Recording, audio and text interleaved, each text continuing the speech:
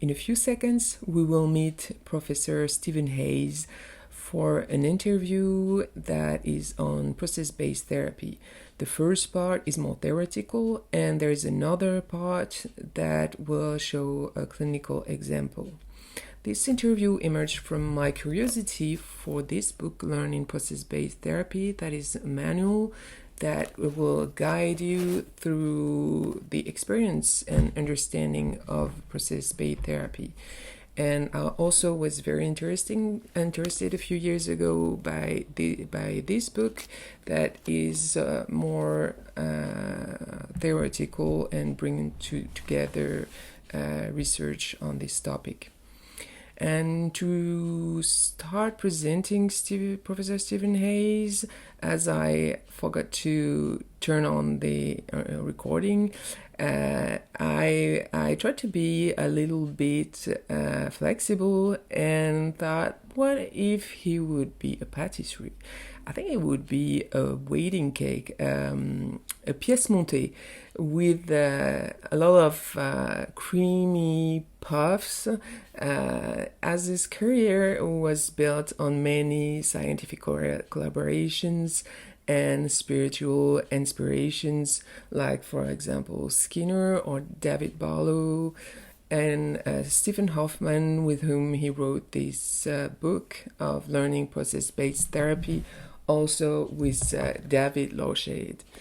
Thank you, David, for helping organizing this interview.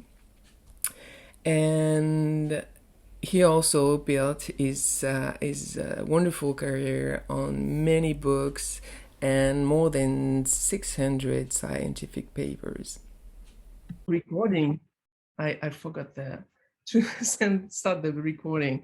I'm doing three things at the same time. So if you were a rock star, you would be Kurt Cobain saying, "I'll screw this song," but that's just a thought.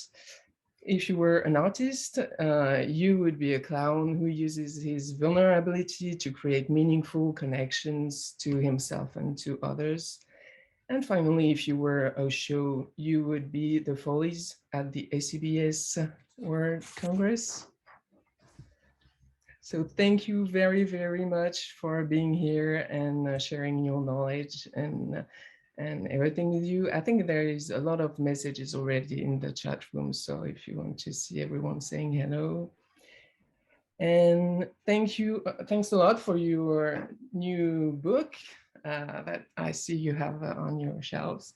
And it's the following of this book that was the theoretical implementation. And in this book, you offer a practical opportunity to discover a new approach to different modalities. And we will try to explore these different modalities together, if that's okay.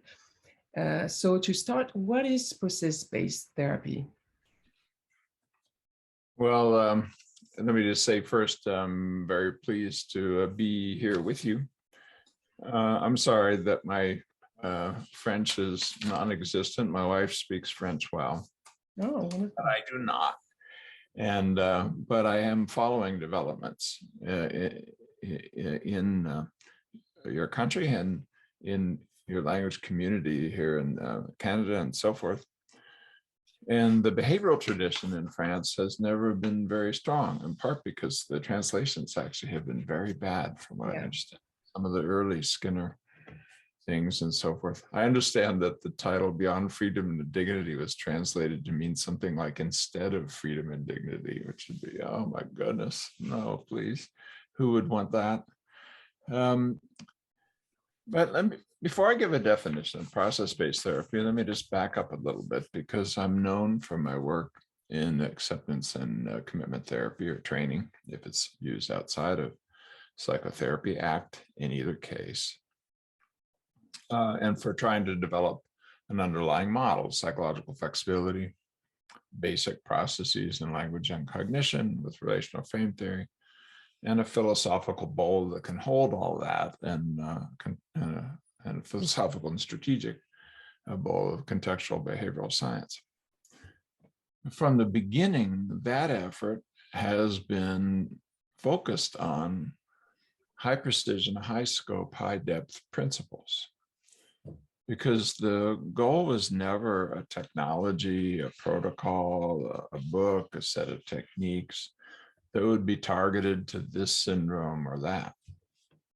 The goal was always to try to unpack human complexity in ways that would liberate practitioners and people who care about behavior change more generally, business owners, teachers, doctors, nurses, and so on, in terms of a small set of high precision, high scope, high depth principles. And that was the tradition of evidence-based therapy at the beginning. We would try to take things like reinforcement, stimulus control, and so forth, and unpack human complexity in all of its varieties. But it failed because we didn't have a good handle on emotion, cognition, sense of self, and things of that kind. With the development of relational frame theory, this wing of work feels as though we're ready for that. And I often tell, excuse me for the long windup to the answer to your question, but I often tell the story of how invisible ACT work was for so many years. It's 40 years old. The first ACT workshop was in 1982 in October, so it'll be 40 years old. ACBS, and you're the secretary of the French chapter of ACBS, Isabella, and probably many of the people here are members of ACBS. I hope you are. Is 20 years old. But when ACT came into the consciousness of evidence-based therapists around the world, it was probably in the early 2000s as the third wave of CBT hit. And at that point, we had only 4 randomized trials. Today, we have 903. And if I posted all the ones that are about to be posted, it'll be over 950. Within a year, it'll be over 1,000. And that's not important in and of itself, but what is important as you look at that exponential growth is to try to understand what this tradition is about and why it was so invisible, why after 20 years of development, when the first ACT book was written, and then it became a center of attention with the announcement of the arrival of the third wave, it had such a small number of things you would expect to give, just a few randomized trials. Well, it's because we were working on processes of change. We were working on how to measure them, what they are, how to modify them with components, how to create a philosophical and strategic vision that would make that of importance, which continues to this day. We'll get into that in our conversation. So in a way, ACT has been the pilot, the scout sent forward for a process-based approach. And other wings of psychology have always wanted to do that, have talked about processes, but haven't had the bottom-up, idiographic, empirical determination that came out of this wing of behavioral thinking. So to jump forward to this day and say, well, what is process-based therapy? It's deliberately focusing on evidence-based processes of change in the biopsychosocial area. So all processes are open, that you can use evidence-based treatment kernels to modify so as to accomplish the goals, either ameliorating problems or promoting prosperity of people. And by processes of change, we mean those sequences of modifiable actions or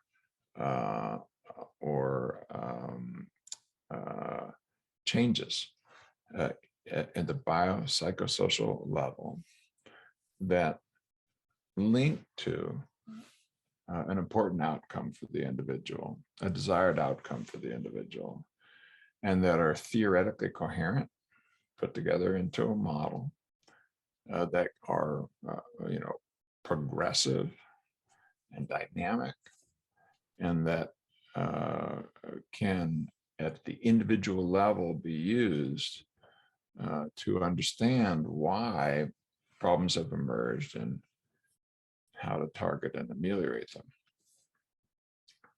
Now, one of the things that's happened since that book was written is that we've developed now measures of how to begin to go beyond the psychometrically validated measures we're used to for reasons I'll explain. We've developed analytic methods that allow us to look idiographically at how processes play out within the lifetime of an individual. We've made progress, I think, on how to identify key processes among the various ones that are there. And we've completed a 4-year-long review of every process of change ever studied through mediation in randomized trials with the psychosocial intervention linked to mental health outcomes. So I can sit here now, sitting atop the entire world's literature, and tell you everything that we know based on the standards that people were using up to this point of mediational analysis about how change happens, and to offer to you ways of measuring, analyzing, and applying the process-based vision that's in that book. What's in the book is to do it more by questions and answers and by the features of your case and arranging them into dynamical systems. But this is the beginning of a journey, not the end. And so process-based therapy is moving very, very rapidly to step forward with tools you can use clinically. So I've given you a long orientation and answer. I won't do that every time, or my friend here, David Lorside, will make ugly faces. Thank you for having your camera on, David. And he has, helped Stefan and I speak in ways that are not so geeky, and is an author on the process-based therapy book. And so I hope you feel free to jump in, David, if it needs some modification. But that's PBT, and ACT is just the face of a multi-decade-long effort to find a way other than the DSM and its syndromes, or these evidence-based protocols and their big, heavy books put atop people, to instead go back to a vision of something more like functional analysis applied to the individual with kernels and elements that are uniquely fitted to the needs and goals of the human beings that we serve. And to me, that's a very exciting jump back to the future.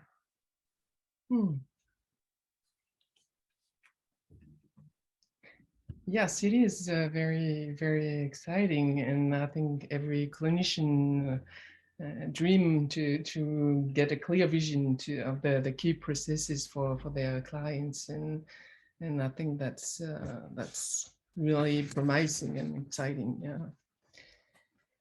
And I think now you said that it comes from 40 years ago from the ACT approach, and now we hear a lot of process-based approach in CBT, and that's where I heard it from at first. And when I opened the book, I was surprised by the fact that there are variables that come from external influences. And I thought that was really interesting because CBT process-based models are very much like input and output and something in between. And I think that makes it quite linear, where I think the human mind is really not linear and is influenced by many things, internal and external. So even when I talk to a colleague, he said, no, you can't include external variables in this model because it would make it too complicated. And what I saw in your functional analysis and in the way you think in this book is you use this network model that is a complex model. And can you explain to us what it means? And Yeah, I think the inclusion of context and talking about modifiable processes is a really key element, and then finding a way to integrate them using the extended evolutionary meta model so that everybody can come, everybody can play. There's no barriers and walls. This is not an attempt to secretly make everybody ACT people or CBT people or anything. I mean, you have assumptions, you want to plant your feet firmly in them, but keep your eye on the fact that there's many ideas out there that are probably important and useful, and that we need to find a way to be more organized in how we bring things together. But the contextual emphasis, what that basically means is to take responsibility for the fact that processes of change in the hands of clinicians are tools they can use to make a difference. And that means the analysis is incomplete unless it starts from where the practitioner is. And we are in the context of the persons that we work with. We're part of their social context. We're part of their cultural context. Our interventions are always contextual. If you start with a system that says, well, if you change your thinking here, or if you just focus your attention there, a gap is left that has to be filled with something, because you have no way directly of altering that person's thinking or attention or anything. You know, whether you're using a medication, whether you're speaking to the person, you're asking them to engage in an exercise or to do homework or to, engage in a guided meditation, and on and on. These are all contextual variables because that's where you are. And we have seen horror stories over and over and over again in our field by focusing on decontextualized processes that don't touch culture, that don't touch social group, don't touch the history of the individual. Let me give you an example. Self-esteem correlates with many, many different outcomes. And if you simply take that relationship, it would be an obvious, a reasonable, a sensible thing to do, to try to pump up people's self-esteem, thinking that if you do this, you'll get better outcomes. Well, unfortunately, the artificial means you can use to pump up self-esteem have certain effects. When that was tried statewide in California, there was actually a person appointed as the self-esteem director of the state and was given free rein in the educational system to improve the self-esteem of all the students. And now we can see what happened. For the first time in the history of the planet, we developed entitled teenagers who are ignorant, incompetent, and violent when you said that they weren't doing well. It took psychologists to make that happen. It didn't exist on the planet without the help of psychology. Because if you go to your precious children and say, oh, you're wonderful, you're wonderful, you're wonderful, no matter what they do, no matter how poorly or how unfairly or how selfishly or how they behave, what they become is you're training psychopathy. You're training people to think I'm so great and grand no matter what. And then when the feedback comes from employers or peers, no, you didn't do that well. What's the matter with you? And so it blew up on people because self-esteem is important in context and in the context in which it naturally emerges. when people think well of themselves because they're doing a good job in their social group, for example, in a way that's moral and ethical and needed and wanted and fits well and is attentive and mindful and caring, of course you'll get feedback. It's so good to have you as a friend. I'm so glad that you're part of the group, and your self-esteem will go up. Not because it's an independent cause, but because it's a marker of things that include thinking well of yourself, but also because you've done well in context in your behavior. So be careful, psychologists. If you have a decontextualized variable and you just push it, it's dangerous. Now, one of the things we're learning in process-based therapy is that applies even to some of the concepts that we have in, I'll use the example, in ACT or in mindfulness. I'll give you an example. When we look individually at how these processes play out, we sometimes see that processes that are positive for most people in context can sometimes function negatively. Processes that are negative can sometimes function positively. The first time I saw that was the shock of a study that showed that first responders do better when at work they suppress their emotions.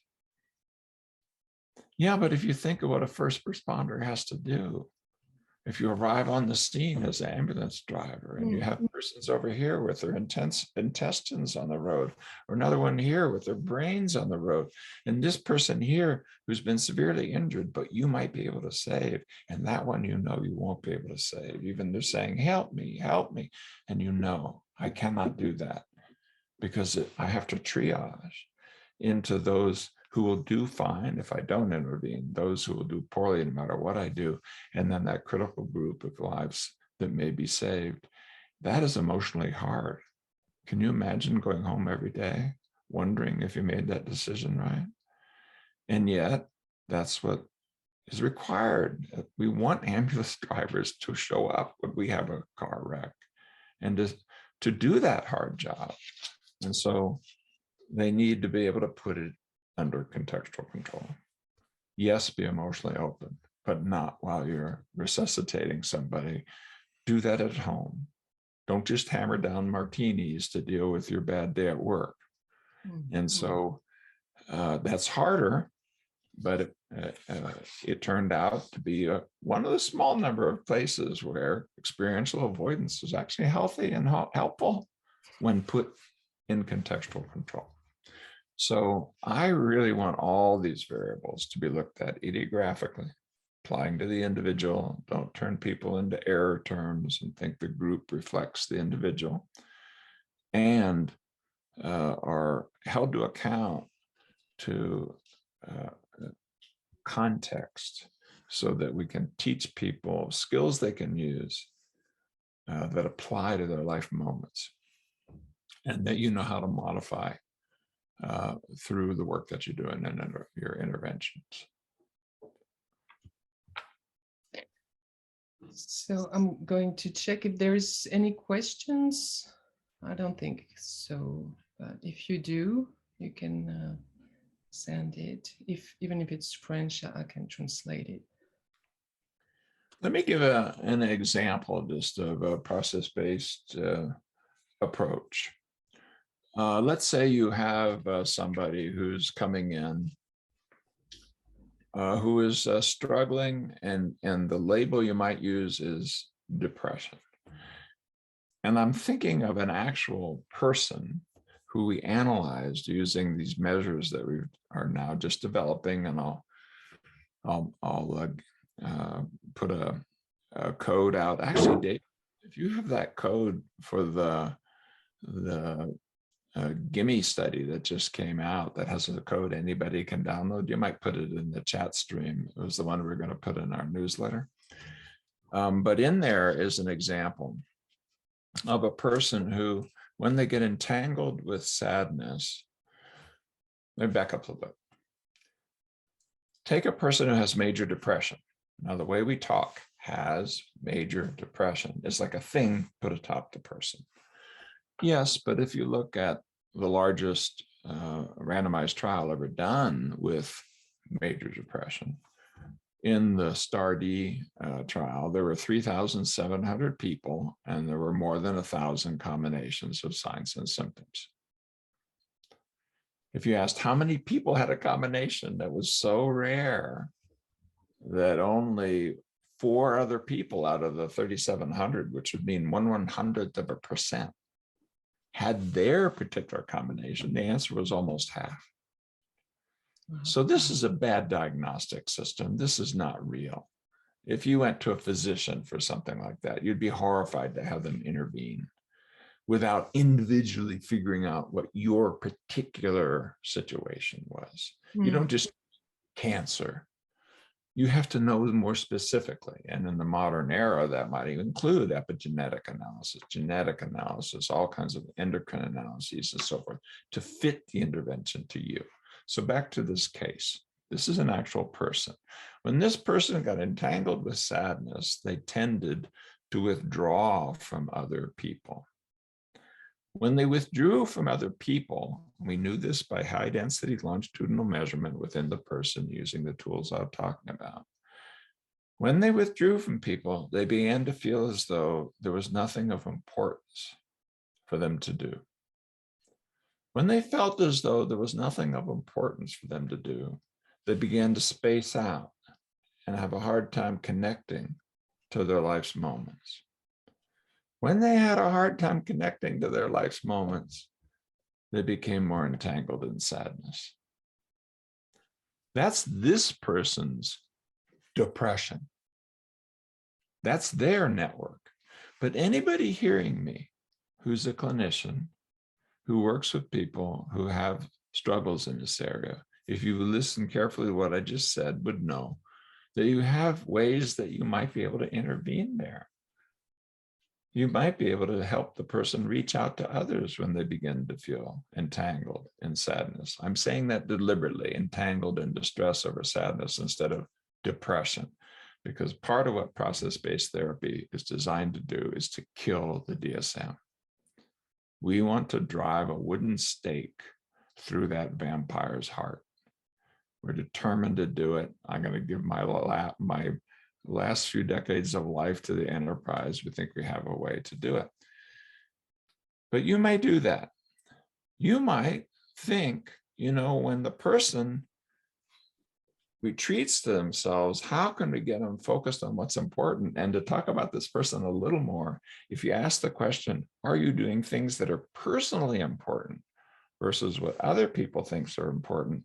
That was not even linked to this idea of not doing things that are important. In other words, they weren't thinking of importance as a values issue. They were thinking of it more like you have to do these important things. Yeah. With that added information, I'm sure you'd think, well, maybe I could do a values intervention to really get them connected to your life's moments. What do you want to do here? And then the final one, this is mindfulness-based cognitive therapy. Show up to your moments, come into the present, and you may find things here that are of importance to you instead of sinking even further into entanglement with sadness. And so when you take a process-based approach, you immediately begin to see doors open as to how you might intervene that don't fit the one-size-fits-all 400-page long books that you put atop people who have categories hung around their neck. And to me, that's what good clinical practice has always been about, but the scientists have not been helping. They've been actively hurting, I think, sometimes by insisting that evidence-based therapy means protocols for syndromes. That's nonsense. It means giving people what they need that is individually fitted to them. A personalized approach, a precision approach. In medicine, we call it personalized medicine or precision medicine. And with regard to their particular goals.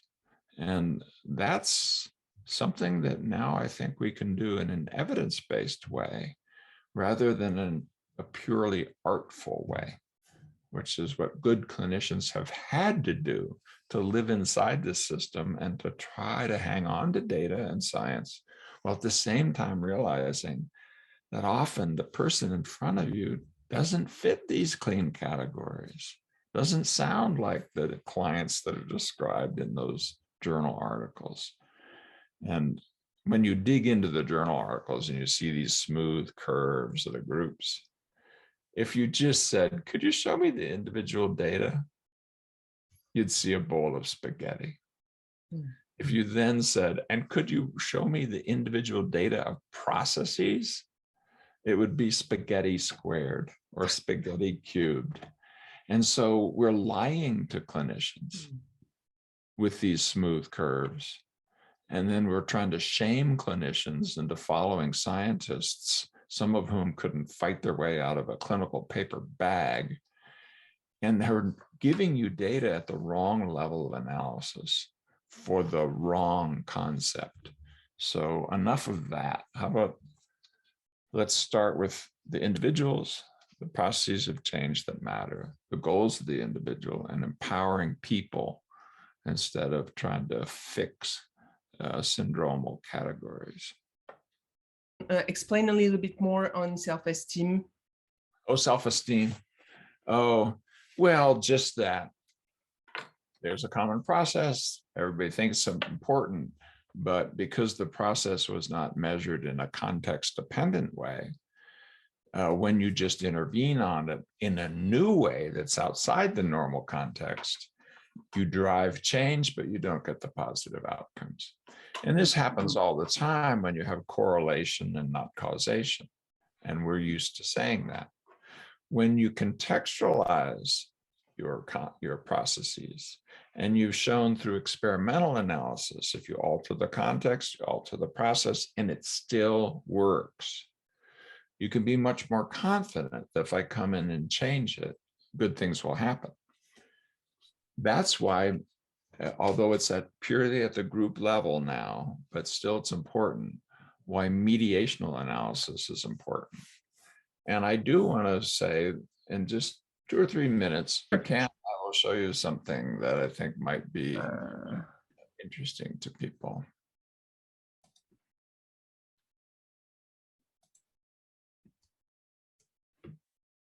Let's see if it's still not, if you know how to enable.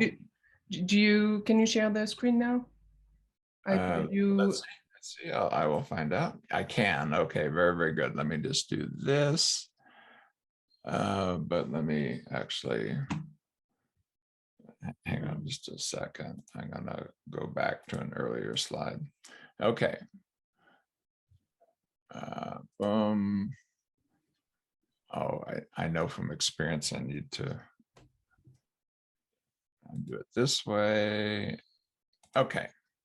Can you see a Death Star and it says, where should we start? Yes. All right. Just 3 slides that I would like to share with you because it's very positive news, I think, for process-based therapy and for ACT, I have to say.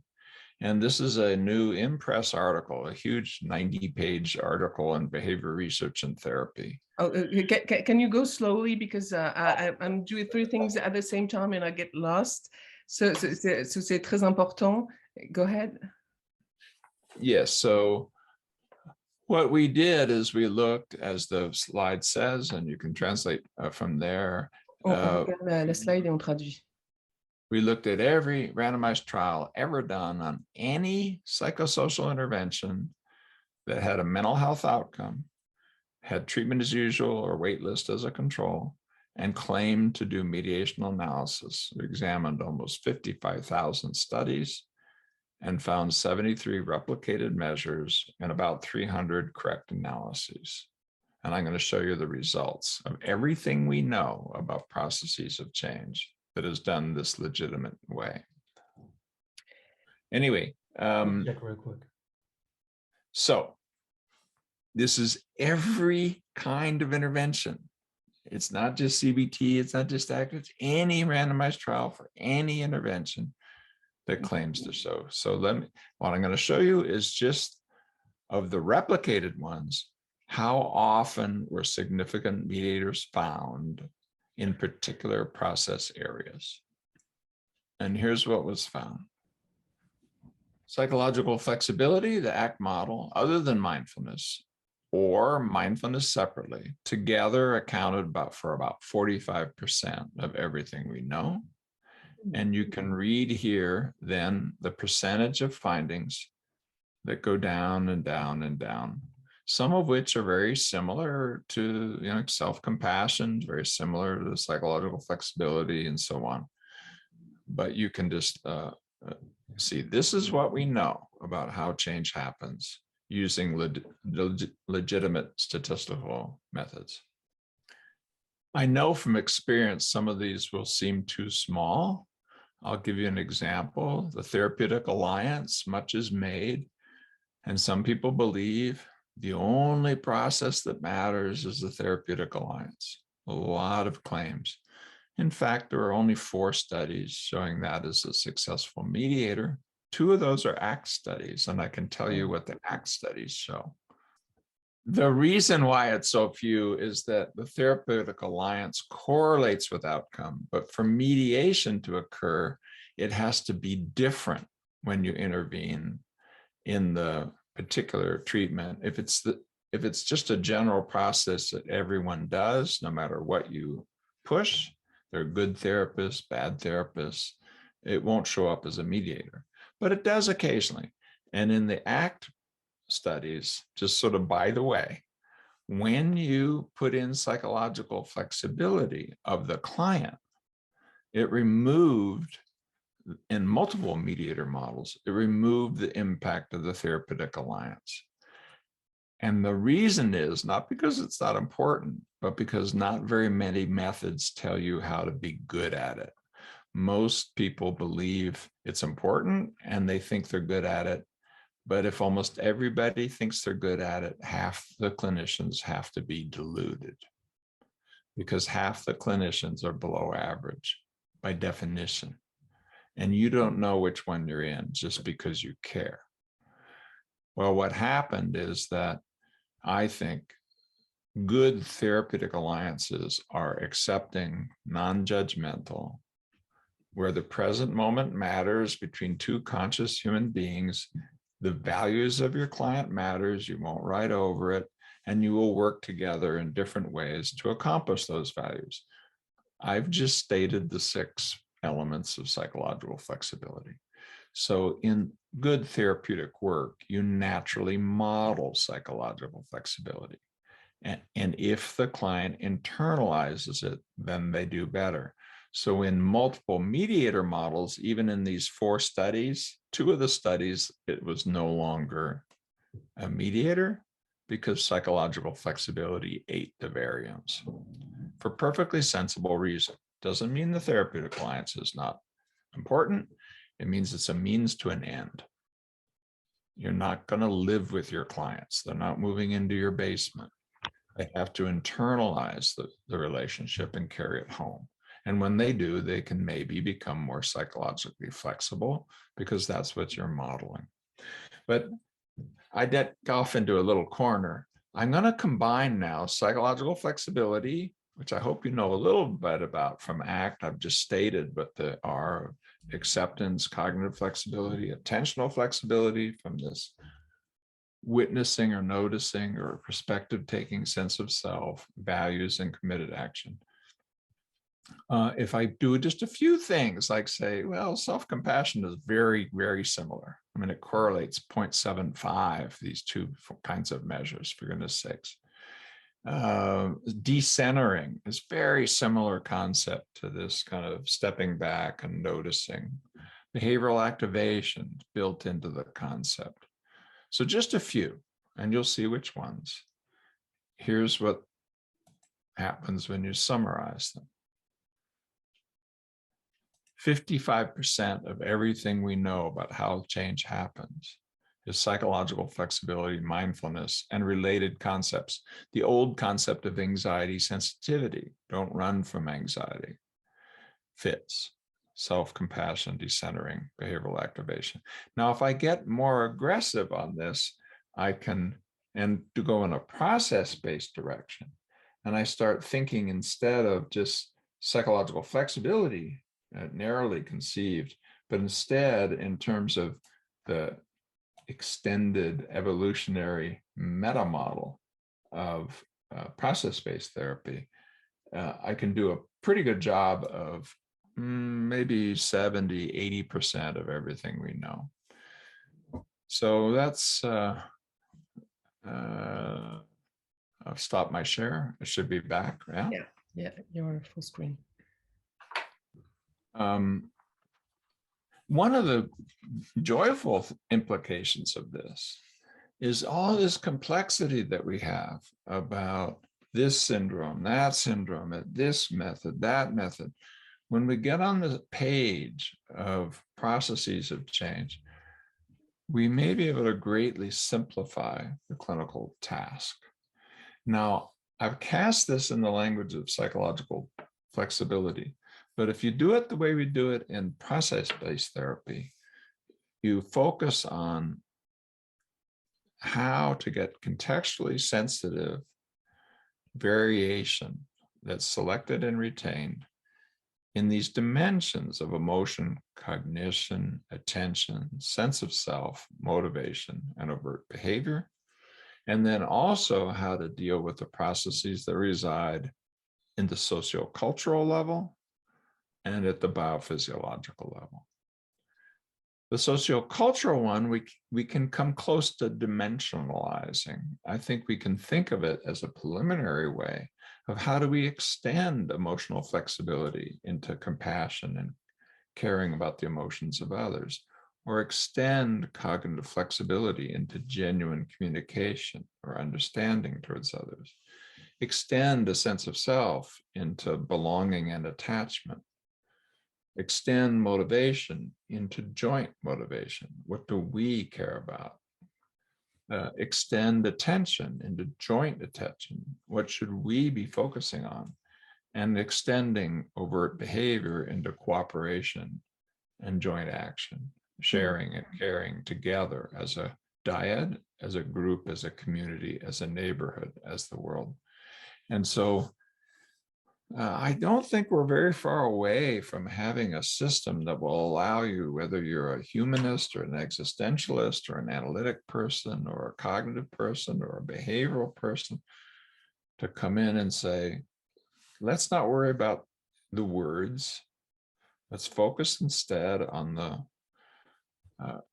on what the processes are targeting and find a way to model them ideographically and target them based on the needs and goals of the person.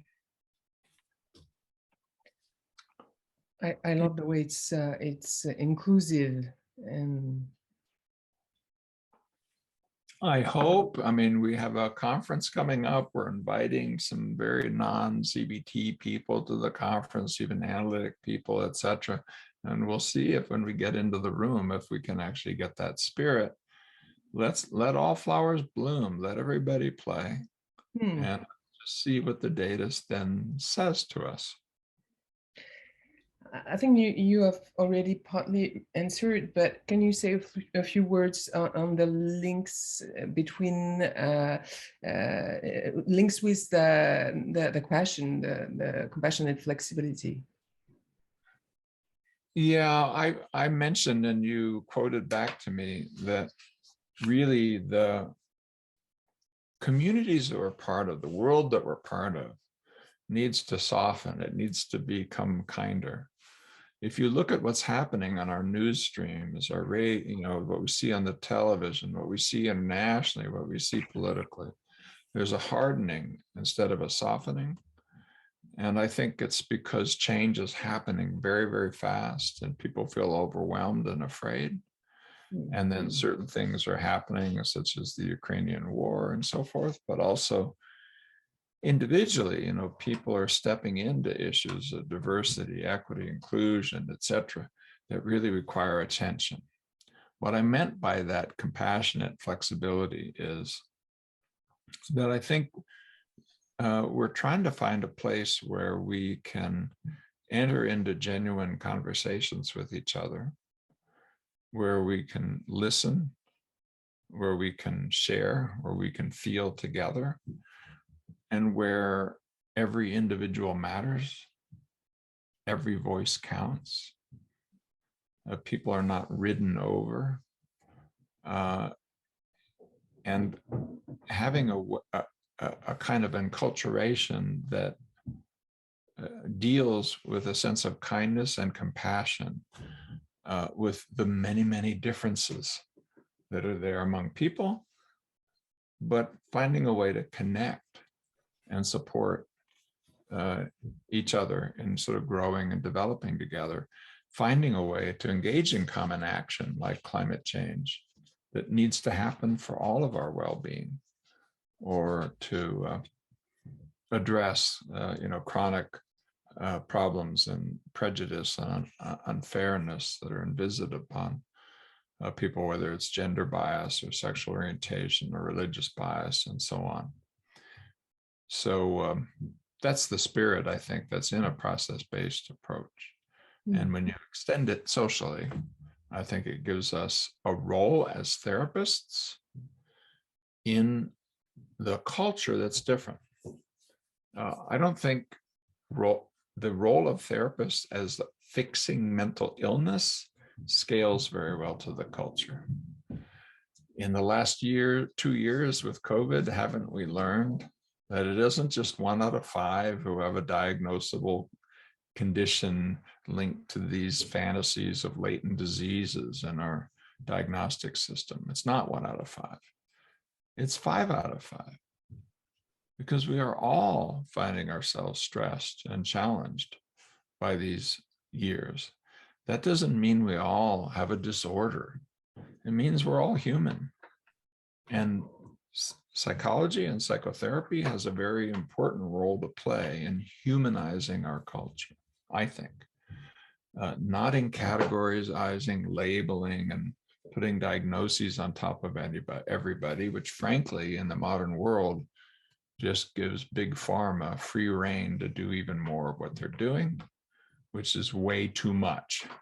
By the time you're catching fish in your streams and finding they contain antidepressants, whether you like it or not, it's just too much. We've gone too far. In the US last year, 1 out of 4 women were on antidepressants. That's insane. It's insane. There's no science, none, that would say that makes sense. And with the long-term side effects and so forth, far too dangerous. Used appropriately, tapered, done smartly, I'm fine with it, but not what we're doing. So we're going to have to find a way to put psychological wisdom into the culture that we are dealing with every day in our therapy environment, as we learn how to empower people without simply labeling and categorizing and giving people labels they'll carry for the rest of their lives. I mean, so many young people learn to say, oh, I have this or I have that. And it's not what I'm doing. It's not process, it's more like a shirt or a suit that's worn. When does it ever get put aside? When do you ever say, oh, I'm not a borderline anymore? Or whatever the label is. I understand the heart of it, but I just think it's dangerous. But I think if we go in a process-based direction, we have many important things to say to the culture. Thank you.